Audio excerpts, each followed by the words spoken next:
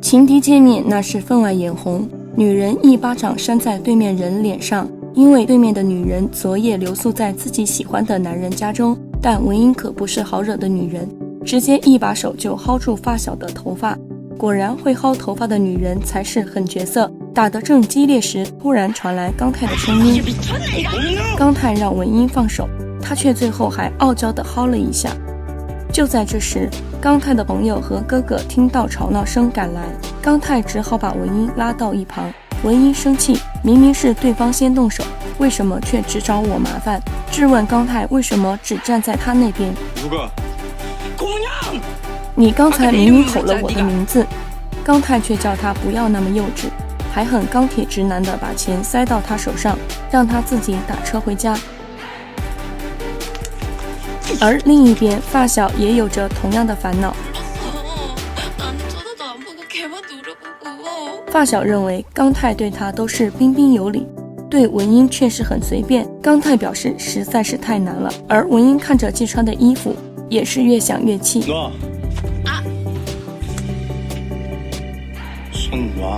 气得把衣服扯下来就甩到地上用脚猛踩，可一边踩又不自觉地想起刚泰温柔时的样子。在文英心里，时间并不能淡忘一切，而刚泰却能不断治愈他的伤痛。既然刚泰如铜墙铁壁一般，文英便决定从他患自闭症的哥哥着手。刚哥虽然患病，但他画插画却是一把好手。文英便邀请他入住他的城堡，为他的童话书画插画。刚泰得知后去接刚哥回家，却遭到拒绝，因为刚哥也有自己的梦想。发小妈妈很高兴刚哥成为了插画师，还劝刚泰要支持刚哥，既然是他喜欢的事，就不应该阻拦。刚泰也是十分听劝，在发小妈妈的神助攻下，二话不说拎包入住城堡，准备照顾刚哥。发小妈妈得知伯乐是文英后，连扇自己的嘴巴。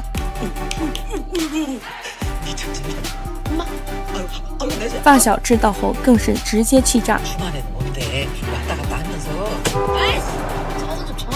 然而入住城堡的第一天就发生了意外，文英梦到了如梦魇般的母亲，心中的阴影让她歇斯底里的哭泣。好在刚泰及时赶到，他大声呼喊让刚泰快逃，纵然自己也害怕的紧紧抓住衣角，因为病态的母亲曾说会杀掉拯救他的王子。刚泰看出了他内心的脆弱，一把将他抱在怀中，给他安全感的依偎。幸运的人一生都被童年治愈，不幸的人一生都在治愈童年，但总有一个人能治愈你的伤。这个女人太会撩。为了充分激发刚泰，文英一路上都是虎狼之词，就连散步的时候也主动要求杯杯。刚泰赶忙拿出手机转移话题，结果却被文英直接给夺了过去。就在两人争夺时，却不自觉的已经贴得这么近，撩刚打人再次上线，吓得刚泰赶忙放开。文英乘胜追击，再次发动攻势，但还是被刚泰敷衍了过去。隔天喝得小醉的刚泰回到城堡时，文英已经在楼梯口等他睡着了。睡着的时候犹如睡美人一般，醒来后却秒变咆哮姐。突然他闻到了刚泰身上酒味，看他的表情就知道他在幻想什么。刚泰直接给他来了个脑瓜崩，之后让他闭上眼睛。刚泰是要主动出击了吗？文英活动了下嘴巴就嘟了上去，结果刚泰拿出来一个娃娃。刚泰解释道，这个叫噩梦娃娃，会将噩梦装进网篮里，这样你就能安心入睡。文英吐槽很幼稚，但得知是刚泰一针一线缝制时，心里却十分的欢喜。就连睡觉时，文英都舍不得将刚泰送出的心意放下，一直捧在手心里。有了刚泰的陪伴和鼓励，文英终于有勇气直面病态母亲留下的心理阴影，拿起剪刀剪去了母亲曾强制让她留下的长发，可结果却貌似不尽人意。但她依旧很高兴地说出了自己的心声。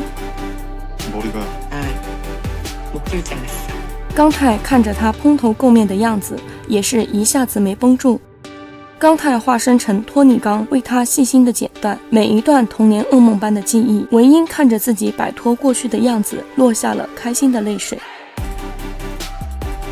第二天，文英一脸期待地给刚哥展示自己的新发型，可谁知刚哥是个长发控，文英气得拍桌子，只好把气撒在食物上。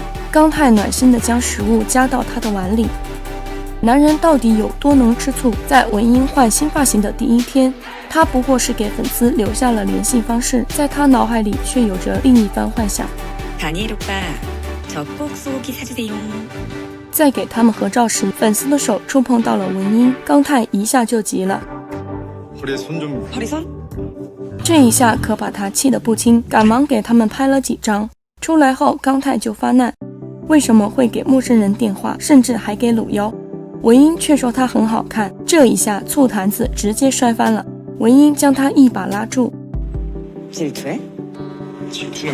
刚太此时还死鸭子嘴硬，而文英觉得好看的对象其实是刚刚顺来的一支钢笔，于是刚太只好把气撒在文英公司代表身上。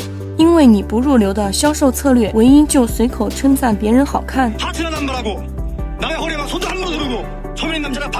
看这样子，刚太是被气得不轻。而另一边，文英和刚哥也因为刚太送出的娃娃吃醋而争吵了起来。娃娃是之前刚太送给刚哥的，后来转送给了文英，但刚哥却不认可。争吵过后，两人夺手去抢，结果娃娃被迫投身分离。看两人的表情是免不了一场恶战。刚太刚回到城堡，就听到了他们的吵闹声，打开门后映入眼帘的一片狼藉。刚太让他们把娃娃都交出来，刚哥交出去后就钻进了衣柜里，文英一脸不服气的也交了出去。就在刚太在缝补娃娃时，文英又跑了出来，他是越想越气，气得睡不着。刚太告诉文英，刚哥把娃娃让给你了，并且让他尽量不要和刚哥吵架。文英问他如何能忍住脾气，可谁知刚太还在为白天的事吃醋。